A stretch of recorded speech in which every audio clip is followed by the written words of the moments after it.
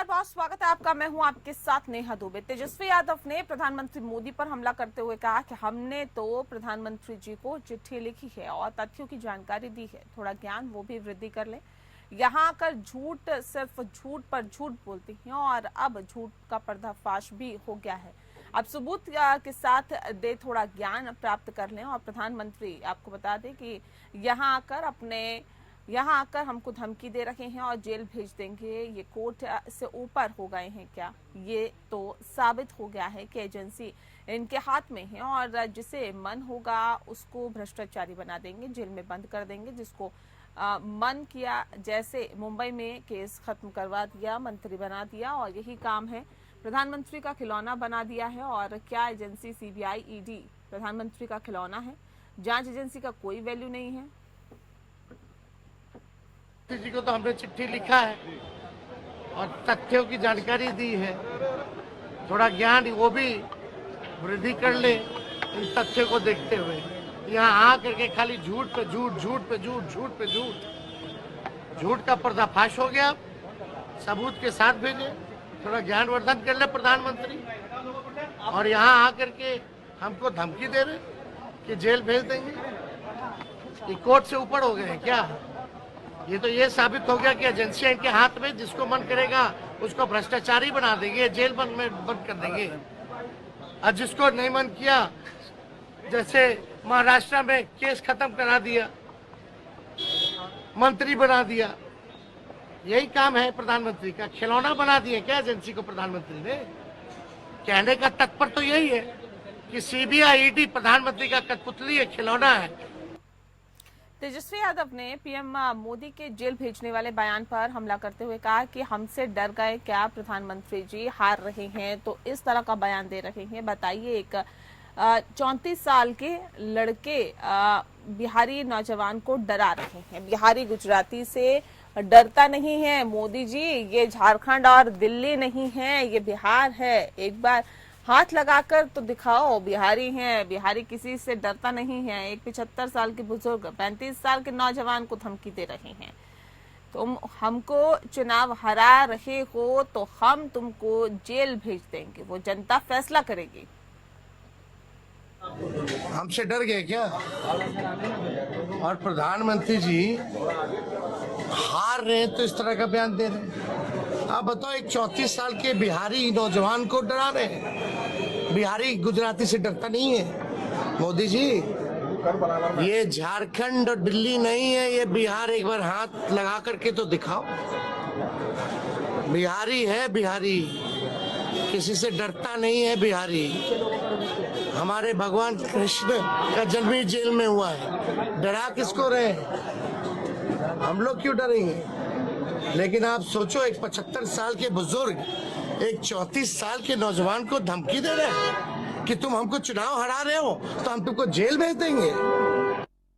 बिहार के काराकाट लोकसभा सीट से एनडीए प्रत्याशी उपेंद्र कुशवाहा के पक्ष में लोजपा रामविलास के अध्यक्ष चिराग पासवान ने प्रेमनगर हाई स्कूल मैदान में जनसभा की और चिराग पासवान के साथ बिहार सरकार के मंत्री मंगल पांडे भी मौजूद रहे। चिराग पासवान और मंगल पांडे ने एनडीए समर्थित राष्ट्रीय लोक मोर्चा के प्रत्याशी उपेंद्र कुशवाहा के पक्ष में जनता से वोट की अपील की। और जनसभा को संबोधित करते हुए चिराग पासवान ने कांग्रेस और आरजेडी पर हमला बोला। उन्होंने कहा कि आज विपक्षियों ने जनता के बीच लोकतंत्र और संविधान खतरे में होने का भ्रम फैलाया है। उन्होंने कांग्रेस, आरजेडी पर हमला करते हुए कहा कि 1975 में आपातकाल लाकर सही मायने में इन लोगों ने लोकतंत्र की हत्या की है और ये लोग आज लोकतंत्र के हिमायती बने हुए हैं।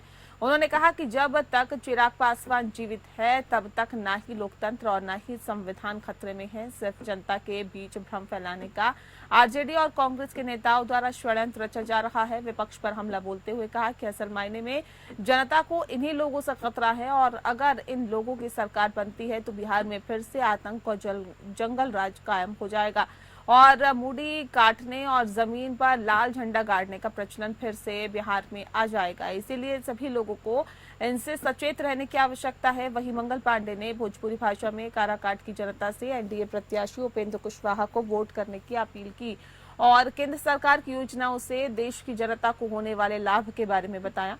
मंगल पांडे ने माले पर हमला बोलते हुए कहा कि अगर गलती से माले यहां से जीत जाती है तो फिर से मूड़ी काटने और जमीन कब्जा करने का प्रचलन आ जाएगा।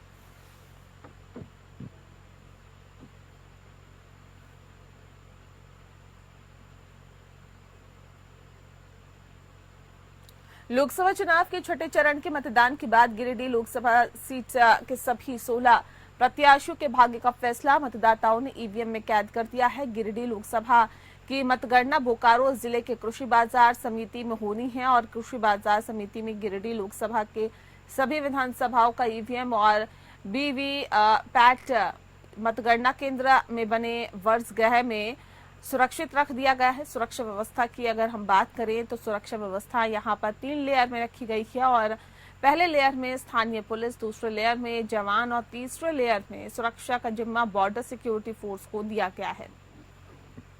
लोकसभा चुनाव के छठे चरण के मतदान के बाद जो प्रत्याशियों के भाग्य का फैसला है मतदाताओं ने ईवीएम में कैद कर दिया है और ईवीएम में कैद होने के बाद ईवीएम की सुरक्षा को लेकर जो है अगर हम बात करें गिरिडीह लोकसभा के बोकारो में जो है ईवीएम को रखा गया है। तो हम आपको तस्वीर दिखा रहे हैं, ये जो है ये बाजार समिति का जो है प्रांगण है, कृषि बाजार समिति का, और इसी प्रांगण में आप देखिए ये ब्रजगिरी जो है वो बनाया गया है। अलग अलग जो विधानसभा है गिरिडीह लोकसभा के उनके जो है ईवीएम इसी ब्रजगिरी में रखे गए हैं। आप साफ तौर पे देख रहे हैं कि ब्रजगिरी के सामने जो है जवान तैनात है और सुरक्षा व्यवस्था जो है कायम है। अगर हम बात करें तो यहाँ पे जो है 4 तारीख को मतगणना होनी है, उसी को लेकर तैयारियां की जा रही है। स्वयं जो है जिले के जो निर्वाची पदाधिकारी हैं या यूं कहें कि डीसी जो हैं और जिले के जो एसपी हैं वो भी इसकी मॉनिटरिंग कर रहे हैं। आप साफ तौर पे गाड़ियां देख रहे होंगे, डीसी एसपी की गाड़ियां भी यहाँ पे है और वो जो सारे चीज़ों का जायजा लेने के लिए एक कमरे में उनकी जो है बैठक चल रही है, मीटिंग चल रही है। तो हम कुल मिलाकर बता दें कि 4 तारीख को जो है गिरिडीह लोकसभा के जो भी प्रत्याशी मैदान में थे, अगर हम प्रत्याशियों को बात करें तो 16 प्रत्याशी जो है मैदान में थे, उनके भाग का जो फैसला जो है यही अगर हम बात करें बोकारो के कृषि बाजार समिति से 4 तारीख को यहीं से ईवीएम खुलेगा और उनके भाग का फैसला जो है जो मतदाताओं ने ईवीएम में कैद किया है वो यहीं से खुलेगा और पता चलेगा कि कौन जो है गिरिडीह लोकसभा का ताज पहन रहा है। तो ये तस्वीरें हम आपको दिखाएं। मैं नीरज बोकारो की कृषि बाजार से सहयोगी अंकुश के साथ। वहीं नामकुम थाना की पुलिस ने जामचुआ के पास छापेमारी कर अफीम तस्करी के आरोप में 3 युवकों को गिरफ्तार किया है। तीनों आरोपी नामकुम थाना क्षेत्र के ही रहने वाले हैं। पुलिस ने आरोपियों के पास से 2 मोबाइल, 90,000 रुपए, एक बाइक और 700 ग्राम अफीम बरामद किया है। ये जानकारी अपने कार्यालय में आयोजित संवाददाता सम्मेलन में ग्रामीण एसपी सुमित कुमार अग्रवाल ने दी है। उन्होंने बताया है कि पुलिस को सूचना मिली थी कि जामचुआ के पास कुछ लोग अफीम की खरीद बिक्री करने वाले हैं और पुलिस ने वहां पहुंचने के बाद देखा कि जरिया रोड के किनारे 2 युवक संदिग्ध अवस्था में एक बाइक के साथ खड़े हैं। जब उन लोगों की नजर पुलिस पर पड़ी तो वे वहां से भागने लगे। तब पुलिस ने खदेड़कर उन्हें गिरफ्तार किया। तलाशी लेने पर दोनों के पास से 100 ग्राम अफीम और 90,000 रुपए मिले हैं।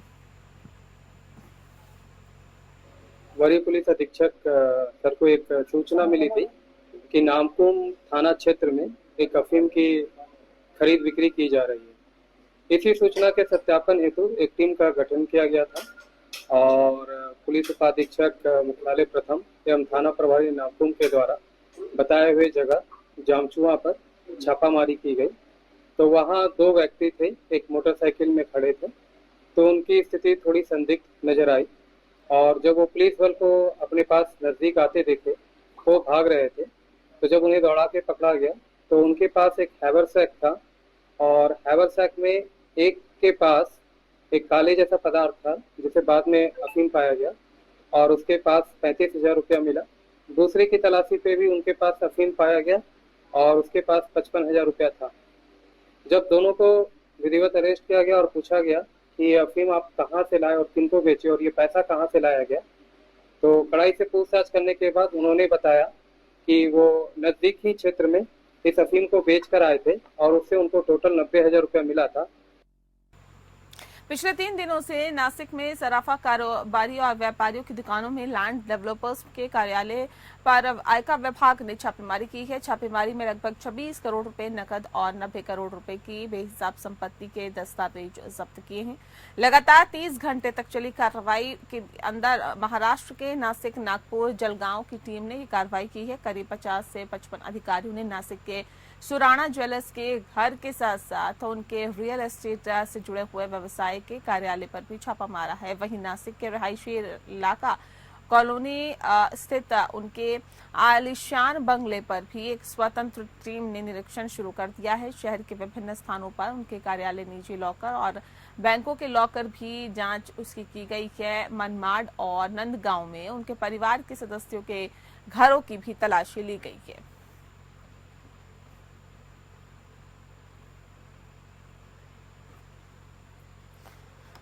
तो बता दें आपको, आयकर विभाग की लगातार जो है वो छापेमारी हो रही है और आयकर विभाग छापेमारी कर रहा है। महाराष्ट्र के नासिक में आयकर विभाग ने छापा मारा है और छापे में जो राशि बरामद की गई है वो 90 करोड़ यानी कि 26 करोड़ नकदी और 90 करोड़ की बेनामी संपत्ति जब्त की है। बता दें आपको कि नासिक, नागपुर और जलगांव के अधिकारियों ने ये कार्रवाई की है, जिसके अंदर एक बड़ी मात्रा में नोटों का जखीरा बरामद किया गया है। 30 घंटे तक आयकर विभाग कार्रवाई करता रहा और उसके साथ साथ करोड़ों की संपत्ति और करोड़ों की नकदी यहां से बरामद की है। कलेक्टर गौरव कुमार सिंह के मार्गदर्शन में आयोजित यूपीएससी 2024 के लिए निःशुल्क मॉक टेस्ट के छात्रों में काफी उत्साह देखने को मिला है, जिसमें कई अन्य जिलों के छात्रों ने मॉक टेस्ट में भी हिस्सा लिया। छात्रों ने कहा है कि ऐसे आयोजन के लिए जिला प्रशासन के नेक पहल से प्रतिभागियों को काफी मदद मिलेगी। सामान्य ज्ञान और सी-टेट और सी-सेट से पेपर के माध्यम से मॉक टेस्ट में भी काफी मदद मिलेगी। इस आयोजन में प्रतिभागियों ने बढ़ चढ़कर आयोजन में हिस्सा लिया है और प्रतिभागियों में काफी उत्साह भी नजर आया।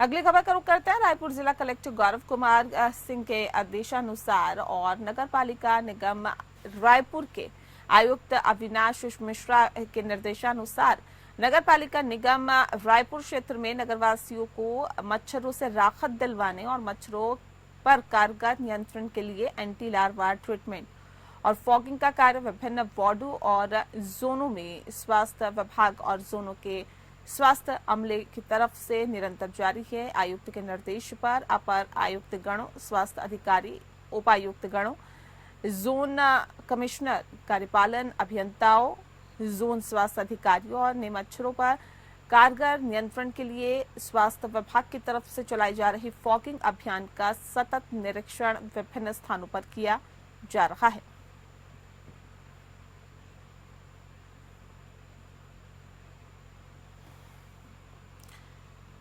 छत्तीसगढ़ के बेमेतरा जिले में एक बारूद फैक्ट्री में बड़ा हादसा हो गया। बेमेतरा जिले के बोरसी गांव में हुए हादसे में एक व्यक्ति की मौत हो गई, वहीं 6 लोग घायल हो गए।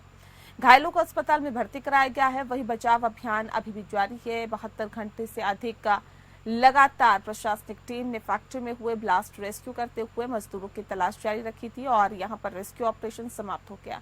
बेमेतरा कलेक्टर रणवीर शर्मा ने बताया कि कंपनी में अभी फिलहाल 8 कर्मी लापता हैं। जिला प्रशासन की टीम उनको ढूंढने की कार्रवाई लगातार कर रही है। तत्कालिक राहत के लिए फैक्ट्री प्रबंधन की तरफ से 5 लाख रुपए की राशि अभी हम 8 लापता मजदूरों के परिजनों को दे रहे हैं।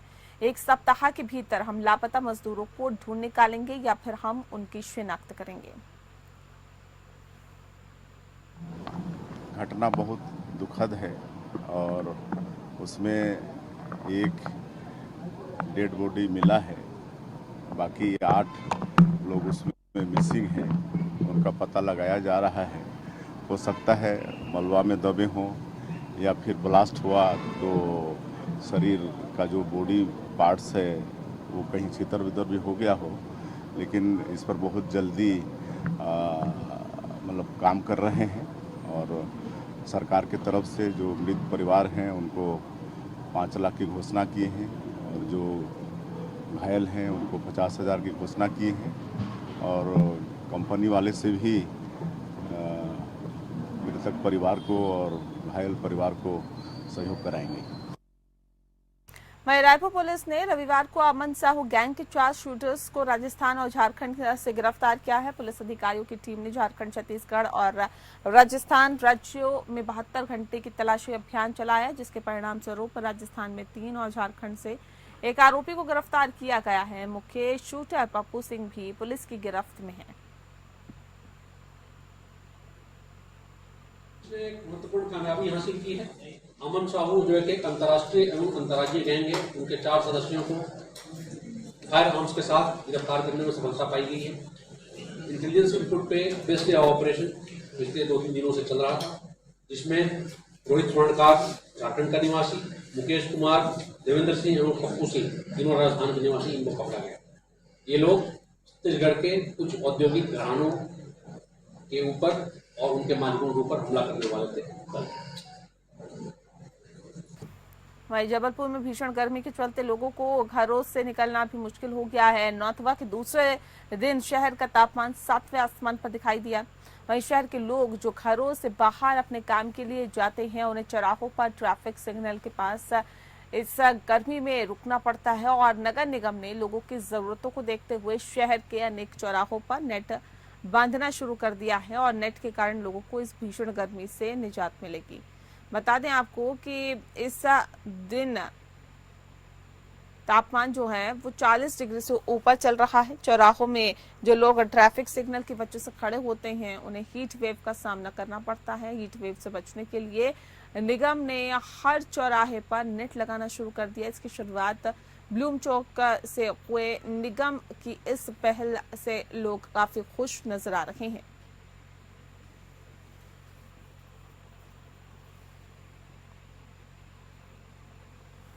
जबलपुर जिला प्रशासन की टीम लगातार शहर में कार्रवाई कर रही है और इसी कड़ी में जिला प्रशासन की टीम ने जबलपुर के शारदा चौक स्थित एप्पल अस्पताल में छापा मारा और यहां पर एप्पल अस्पताल में जांच के दौरान भारी अनियमितताएं मिली हैं। जांच के दौरान ये भी खुलासा हुआ है कि इस अस्पताल का लाइसेंस ही नहीं है और इसके बावजूद भी मरीजों को भर्ती कर उनका इलाज किया जा रहा है। कार्रवाई के बाद जिला प्रशासन की टीम ने अस्पताल के संचालित हो रहे दवा दुकानों को सील कर दिया है और पूरे मामले की जांच शुरू कर दी गई है। दरअसल जबलपुर के शारदा चौक स्थित एप्पल हॉस्पिटल में जिला प्रशासन की संयुक्त टीम ने मिलकर छापा मारा है। कार्रवाई के दौरान जिला प्रशासन की टीम ने अस्पताल से जुड़े दस्तावेज मांगे तो अस्पताल प्रबंधन ने अस्पताल को बंद कर दिया।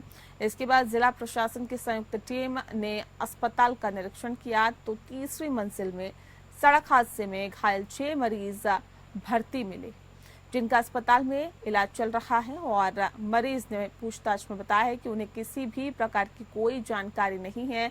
वो दलाल के माध्यम से अपना इलाज करने के लिए अस्पताल में भर्ती हुए और अस्पताल प्रबंधन ने जिला प्रशासन की टीम को बताया है। पहले इस अस्पताल का नाम स्मार्ट सिटी था, लेकिन अब इसे बंद कर दिया गया और एप्पल अस्पताल के नाम से लाइसेंस के लिए दस्तावेज दिए गए। फिलहाल एप्पल अस्पताल के नाम से कोई भी दस्तावेज मौके पर मौजूद नहीं है।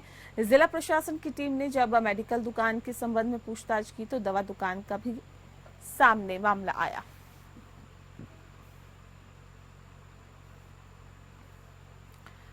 मध्य प्रदेश के सीधी जिले में 7 आदिवासी छात्राओं से रेप करने के मामले में प्रशासन ने बड़ी कार्रवाई की है और मुख्य आरोपी ब्रिजेश प्रजापति के घर पर बुलडोजर चलाकर ध्वस्त कर दिया। आरोपी ने मैजिक वॉइस ऐप के जरिए आवाज बदलकर आदिवासी छात्राओं को फंसाकर उसके साथ रेप किया था और घटना में कुल 4 आरोपी हैं। अब प्रशासन ने अन्य 3 आरोपियों के अवैध मकानों पर भी बुलडोजर चलाने की तैयारी कर ली है। सीधी कलेक्टर के निर्देश पर अपर कलेक्टर की मौजूदगी में ये कार्रवाई की गई है। मुख्य आरोपी ब्रिजेश प्रजापति का कच्चा मकान था और जिसकी एक दीवार को प्रशासनिक अमले ने बुलडोजर चलाकर ध्वस्त कर दिया। आरोपी का मकान सीधी जिला मुख्यालय से 10 किलोमीटर दूरी स्थित नौगावा दर्शन सिंह गांव में बना था। ये बुलडोजर कार्रवाई सिर्फ कलम पूर्ति की कार्रवाई है, क्योंकि मुख्य आरोपी के पास ज्यादा बड़ा मकान नहीं है। ऐसे में कच्चे मकान की एक दीवार को प्रशासनिक अमले ने ढहा दिया, बाकी पूरा मकान सलामत है। इस कार्रवाई पर सवाल उठ रहे हैं और गौर करने वाली बात यह कि सीधी में नाबालिग आदिवासी छात्राओं से रेप केस में 4 आरोपियों को गिरफ्तार किया गया। सभी पीड़ित छात्राएं सरकारी स्कूल में पढ़ती हैं। आरोपी आवाज बदलकर अपने चुंगल में फंसाते थे और इसके लिए वो आवाज बदलकर बात करने वाले मैजिक वॉइस ऐप का यूज करते थे। वे छात्राओं को कॉल कर स्कॉलरशिप फॉर्म के बहाने सुनसान जगह पर बुलाते थे और हैवानियत का शिकार बनाते थे। मामले में प्रदेश के मुख्यमंत्री मोहन यादव ने एसआईटी को जांच सौंपी है। और इस बुलेटिन में फिलहाल के लिए इतना ही। नमस्कार।